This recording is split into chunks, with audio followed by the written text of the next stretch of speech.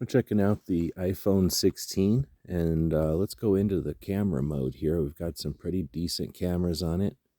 So we're going to go into camera mode. We're in video slow-mo, and let's video this dog running over here. Oh, he's running away.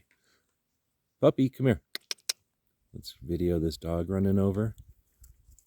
All right, so now let's take a look at how that looked. Oh, look at that. That is super cool. So we're definitely going to be playing with this slow motion mode. All right, we can crop and everything, edit right from it. Let's try cinematic. Oh, look at that. That's kind of a slow motion effect. Very cool. All right, and now let's see how cinematic looked as my dog was trying to find a place to sit down.